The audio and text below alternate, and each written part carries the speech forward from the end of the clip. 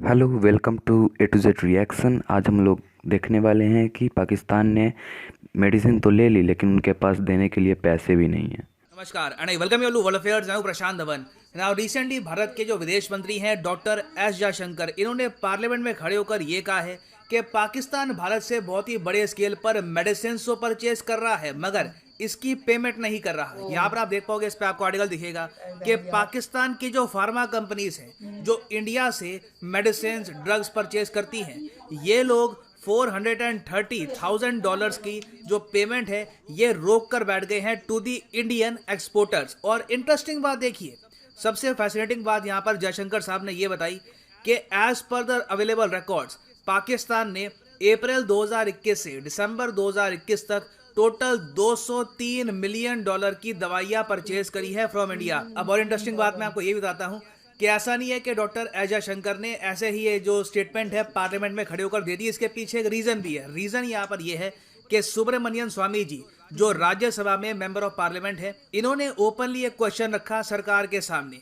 कि भारत सरकार हमको ये बताए कि हम लोग कितनी दवाइयां एक्सपोर्ट करते हैं पाकिस्तान को और क्या पाकिस्तान सारी पेमेंट्स हमको दे रहा है। क्योंकि स्वामी जी ने यहाँ पर यह कहा कि बहुत सारे इंडियन सप्लायर्स हैं वो कंप्लेन कर रहे हैं भारत सरकार को और वेरियस मेंबर ऑफ पार्लियामेंट्स को कि देखिए हम लोग तो पाकिस्तान को दवाई देते हैं, इसमें एक ह्यूमैनिटेरियन इशू भी आता है, मगर जब वो लोग इसकी पेमेंट ही नहीं करेंगे तब आप बताइए हमारे सामने क्या ऑप्शन आ जाती है। तो ये क्वेश्चन सबसे पहले रेज किया था सुब्रमण्यम स्वामी जी ने। उसके रिप्लाई में डॉक्टर एस जयशंकर साहब ने बताया है कि देखिए ये स्थिति है अभी के लिए। नाउ डिस्कस करते हैं कि इंडिया पाकिस्तान दोनों के लिए ये इशू कितना इंपॉर्टेंट है। मगर आगे बढ़ने से पहले आपसे एक क्वेश्चन पूछूंगा। क्वेश्चन यहाँ पर यह है कि इतिहास में पहली बार इंडिया के एक्सपोर्ट्स ने कौन सा माइलस्टोन क्रॉस किया है। रिसेंटली इस पर बहुत आर्टिकल पब्लिश हुए हैं, मैंने वीडियो भी बनाई थी। ये है यहाँ पे आपकी ऑप्शन 500 बिलियन, 400 बिलियन, $250 बिलियन या फिर $300 बिलियन। कमेंट सेक्शन में करिए उत्तर। सही आंसर मैं आपको दूंगा वीडियो के अंत में। नाउ जैसे कि आप सबको पता है कि इंडिया और पाकिस्तान के बीच में जो ट्रेड है ये ब्लॉक कर रखा है, बिल्कुल सस्पेंड कर रखा है पाकिस्तान के प्राइम मिनिस्टर इमरान खान ने। इंडिया अपनी तरफ से चाहता है कि इंडिया पाकिस्तान का ट्रेड हो, हमें कोई इशू यहाँ पर है नहीं।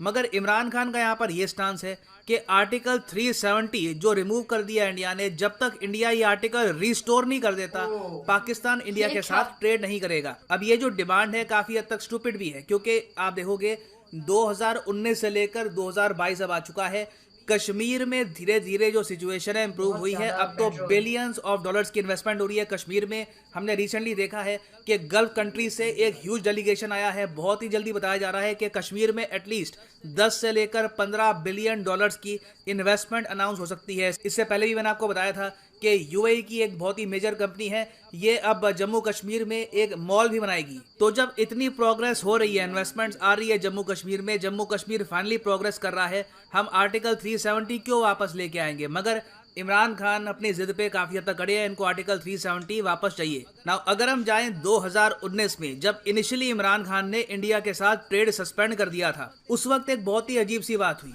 अचानक से पाकिस्तान में क्योस मच गया कि अगर इंडिया के साथ हम ट्रेड बैन करते हैं तो हमारी दवाइयां कहां से आएगी। क्योंकि पाकिस्तान में जो ड्रग मैन्युफैक्चरर्स हैं उन्होंने इमरान खान के सामने ओपनली बोल दिया कि आप देश को बहुत ही बड़े मेडिसिन क्राइसिस की तरफ धकेल देंगे। क्योंकि अगर इंडिया से जो रॉ मटेरियल है दवाइयां बनाने का, जी हाँ, हम ना सिर्फ दवाइयां, हम काफी बार रॉ मटेरियल भी एक्सपोर्ट करते हैं दवाइयों का टू पाकिस्तान। एपीआई आप कह लीजिए, उस एपीआई से पाकिस्तान फिर दवाइयां बनाता है। तो पाकिस्तान के ड्रग मैन्युफैक्चरर्स ने ओपनली कह दिया कि 30 से लेकर 35% दवाइयां हम नहीं बना पाएंगे। एक ह्यूज शॉर्टेज हो जाएगी पाकिस्तान में दवाइयों की अगर इंडिया का रॉ मटेरियल नहीं आया। और ये मैं नहीं कह रहा, ये पाकिस्तान का न्यूज पोर्टल मैं आपको दिखा रहा हूं, द न्यूज इंटरनेशनल। तो जब 2019 में इमरान खान पे काफी प्रेशर आया, इनकी जनता ने कह दिया कि आप हमको क्यों दंडित कर रहे हैं आर्टिकल 370 के इशू को लेकर, तब इमरान खान ने किया एक यू टर्न के अंडर इन्होंने कहा कि चलिए ठीक है, हम लोग सिर्फ इंडिया से जो दवाइयां आ रही है ना, इस पर जो बैन लगा है ये लिफ्ट कर देंगे, बाकी और कुछ इंडिया से कुछ नहीं आएगा, बस दवाइयां आएंगी। और तब से लेकर अब तक हम देख रहे हैं 2019, 20, 21, अब 22 चल रहा है, 3 साल से ऊपर हो चुके हैं, आप इमेजिन कर सकते हैं। और ये अजीब सा ट्रेड बैन चल रहा है। मैं इतिहास में पहली बार ऐसा ट्रेड बैन देखा होगा जहाँ पे सब कुछ हम बैन कर देते हैं मगर दवाइयाँ परचेज करते रहेंगे। और यहाँ पे मुझे पता है जेन्युइनली आपका क्वेश्चन ये आएगा, बट सर एपीआई बनाने में, रॉ मटेरियल बनाने में बहुत सारी दवाइयों के चाइना कहा जाता है कि बहुत आगे है। हम खुद चाइना पे डिपेंडेंट हो गए थे कोविड वैक्सीन के लिए, जब हमको एपीआई चाहिए था। तो पाकिस्तान की अगर इतनी अच्छी दोस्ती है चाइना के साथ, तो अब तक इंडिया को इन्होंने रिप्लेस क्यों नहीं कर लिया? देखिए, रॉ मटेरियल वैक्सीन के सर्टन टाइप का चाइना बनाता है, मगर और जगह आप अगर देखो, और वेरियस टाइप के ड्रग्स होते हैं, मेडिसिन होती है, उसका रॉ मटेरियल बहुत ही बड़े स्केल पर इंडिया बनाता है, बहुत ही ज़्यादा सुपीरियर क्वालिटी का।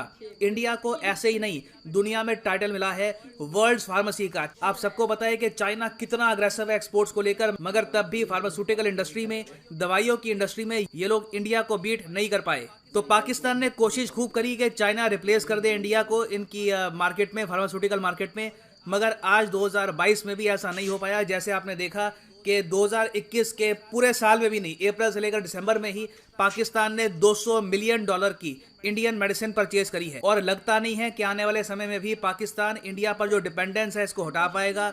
हर साल इनकी सरकार इशू कर देती है एक SR होता है स्टैट्यूटरी रेगुलेटरी ऑर्डर। ये इशू करते हैं, कहते हैं ठीक है इंडिया से मेडिसिन ले लो। इनके लोग आते हैं यहाँ पर, ऑर्डर देते हैं, और हम लोग भी, अब इंडिया की भी ग्रेटनेस आप अगर देखो, पाकिस्तान ने हमारे देश को तोड़ने की बातें करी हैं काफ़ी बार। जो खालिस्तान मूवमेंट है उसको सपोर्ट किया है, कश्मीर में सेपरेटिस्ट है उनको सपोर्ट किया है, हम पे एयर ब्लॉकेड भी लगा दिया। हमारे कई स्टूडेंट्स थे जिनको पढ़ने के लिए जाना था, मान लो सेंट्रल एशियन कंट्रीज़ में, यूरोप में पढ़ने के लिए जाना था, हमारे कई स्टूडेंट्स को ज़्यादा पैसे पे करने पड़े क्योंकि वो सीधा पाकिस्तान का एयर स्पेस यूज़ नहीं कर पा रहे थे।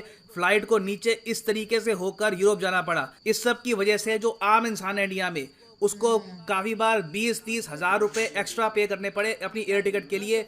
ये सब देखते हुए भी, इस सब के बावजूद, इंडिया की मैं ग्रेटनेस कहूँगा, हमने ये नहीं कहा पाकिस्तान को, बड़ा आसान था हमारे लिए। हमने कहा कि ठीक है जब टोटल ट्रेड बैन होगा तो ऐसे ही होगा, दवाइयों पर भी हम लगाते हैं बैन। उस केस में क्या होता कि पाकिस्तान के जो इंपोर्टर्स हैं ये जाते यूनाइटेड अरब एमिरेट्स में, फिर यूएई से ऑर्डर देते इंडिया में, क्या दवाइयाँ, तो इंडिया की दवाइयाँ पहुँचती यूएई में, फिर घूम फिर के पहुँचती पाकिस्तान में। इससे इवेंचुअली पाकिस्तान के आम नागरिक को नुकसान होता। दवाइयों के दाम आराम से 50 से लेकर 60% बढ़ सकते थे, और उस सब के अलावा कई रॉ मटेरियल जो इनको चाहिए थे उसमें कई महीने की देरी आ सकती थी। ओवरऑल पाकिस्तान में दवाइयों की शॉर्टेज पड़ सकती थी, मगर आउट ऑफ आप कह लीजिए शेयर ह्यूमैनिटी, हमने कभी भी पाकिस्तान के अगेंस्ट वो कार्ड प्ले नहीं किया। मगर अब जो ये नया इशू सामने आ रहा है कि पाकिस्तान की जो फार्मा कंपनीज हैं ये पेमेंट ही नहीं कर रही इंडियन कंपनीज को, ये प्रॉब्लम अगर ऐसे ही बनी रहती है तो कोई बड़ी बात नहीं है। इंडियन गवर्नमेंट का स्टांस चाहे कुछ भी हो, हमारी कंपनीज खुद ही पर्सनल लेवल पर बॉयकॉट कर दे पाकिस्तान की फार्मा इंडस्ट्री को, ये कहकर कि पेमेंट ही नहीं करते ये लोग। आई मीन कितनी अजीब बात है कि आपने कुछ हमसे परचेज किया, उसकी आप पेमेंट ही नहीं कर रहे, वो भी दवाइयाँ जो इतनी ज़्यादा एक इंपॉर्टेंट आइटम है। अब ऑब्वियसली देखिए पाकिस्तान में आज के समय डॉलर्स की कमी है, एक इकोनॉमिक क्राइसिस चल रहा है, तो कहीं ना कहीं इनके यहाँ प्रॉब्लम आएगी। मगर कब तक इंडियन सप्लायर्स यहाँ पर अकोमोडेट करेंगे, बर्दाश्त करेंगे पाकिस्तान की इस प्रॉब्लम को? क्योंकि इनिशियली जो ये पेमेंट्स का इशू है ये चल रहा है 2021-22 से, आज 2022 हो गया है, तो बहुत सी पेमेंट्स अब बढ़ चुकी हैं। और याद रखिएगा इंडियन फार्मास्यूटिकल इंडस्ट्री में एक ह्यूज बूम आ रखा है। हमने पिछले फाइनेंशियल ईयर में $24.44 बिलियन के एक्सपोर्ट किए थे। इंडिया को कमी नहीं है एक्सपोर्ट मार्केट की। इंडियन एक्सपोर्टर्स आराम से, कोई बाहर की कंपनी, कोई अफ्रीका का देश, कोई और रीजन में और की देश है, बांग्लादेश, वहां पे हम एक्सपोर्ट करना स्टार्ट कर देंगे। तो कहीं ना कहीं देखिए पाकिस्तान की गवर्नमेंट को इस इशू पर देखने की आवश्यकता है, नहीं तो इनके कंट्री में ही एक बहुत ही बड़ा मेडिसिन का क्राइसिस आ जाएगा। और इसका रीज़न यही होगा कि ये लोग पेमेंट नहीं कर। ये था आज का रिएक्शन। हमें कमेंट में बताइए कि आपको वीडियो अच्छा लगा या नहीं, और आपको इस तरह के कैसे कैसे वीडियोस चाहिए वो हमें कमेंट में बताइए। मैं आपकी इच्छा पूरी करने की ज़रूर कोशिश करूँगा। और हाँ, इस चैनल को सब्सक्राइब भी करें और लाइक शेयर इस वीडियो को करें। Thank you.